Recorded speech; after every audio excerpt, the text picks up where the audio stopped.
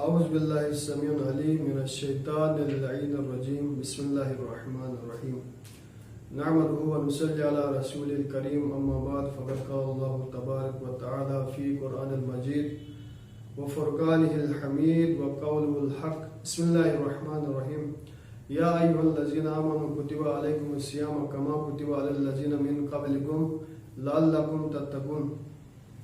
معزز سامعین و ناظرین السلام علیکم ورحمۃ اللہ وبرکاتہ۔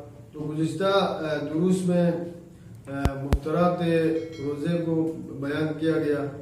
ان مفترات میں سے ایک کھانا اور پینا ہے۔ اگر روزہ دار اس امر کی طرف متوجہ ہو کہ وہ روزے سے کھا لے جان بوجھ کے یا پی لے تو اس کا روزہ باطل ہو جاتا ہے، قطع نظر اس سے کہ ایسی چیز ایسی ہو جیسے عموماً کھایا اور پیا جاتا ہے، جیسے روٹی ہے اور پانی ہے، اور ایسی چیز میں سے ہو جیسے عموماً کھایا اور پیا نہیں جاتا، جیسے مثال کے طور پر درخت کا شیرہ ہے اور مٹی ہے۔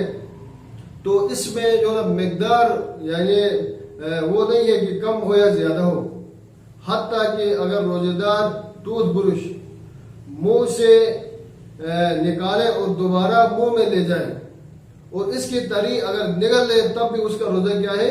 باطل ہو جاتا ہے۔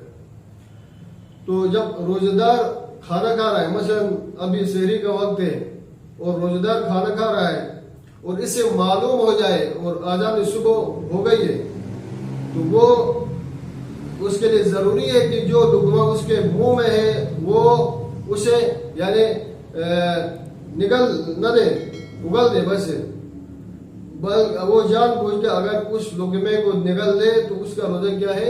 باطل ہو جائے گا، اس حکم کے مطابق کہ جس کا ذکر بعد میں ہوگا انشاءاللہ، اس کو ہم ذکر کریں گے۔ اس پر نہ فقط روزہ باطل ہے بلکہ یعنی اس پر کفارہ بھی ہے۔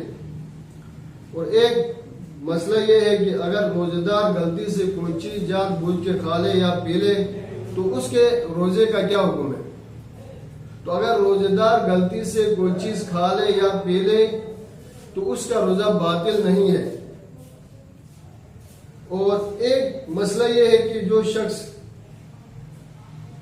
روزہ رکھنا چاہتا ہے اس کے لیے آذان صبح سے پہلے دانتوں میں خلال کرنا ضروری نہیں ہے، لیکن اگر اس سے علم ہو کہ جو غذا دانتوں کے رکھوں میں رہ گئی ہے وہ دن کے وقت پیٹ میں چلی جائے گی تو خلال کرنا ضروری ہے۔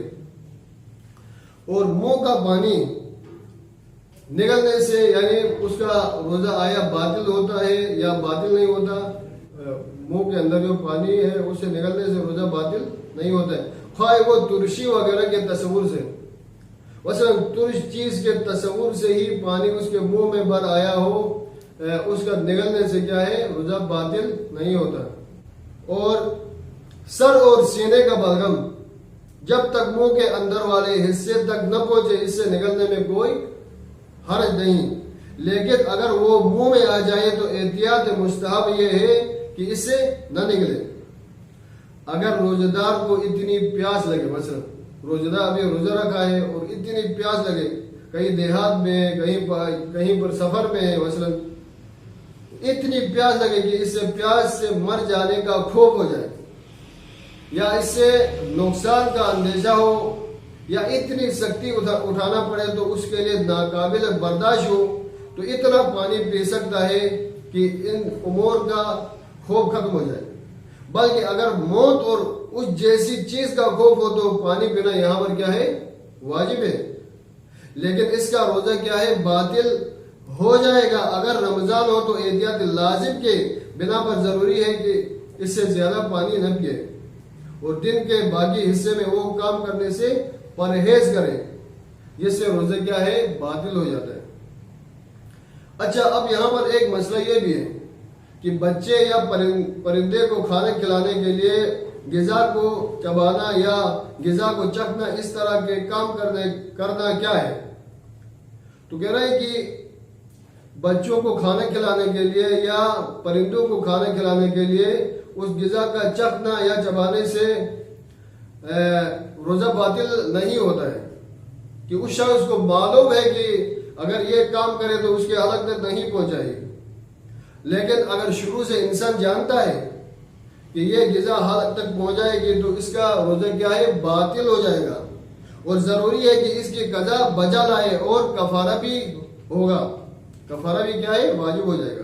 انسان کمزوری اور نقاہت کی وجہ سے روزہ نہیں چھوڑ سکتا، یعنی ایک کمزور ہوتا ہو کہ یا مطلب جو کمزوری محسوس کر کے یا مشکلات کی وجہ سے روزہ نہیں چھوڑ سکتا ہے، لیکن اگر کمزوری اس حد تک ہو کہ عموماً برداشت نہ ہو سکے تو پھر روزہ چھوڑنے میں کوئی حرج نہیں ہے، وہ کیا کرے گا قضا کر لے گا۔ السلام علیکم ورحمۃ اللہ۔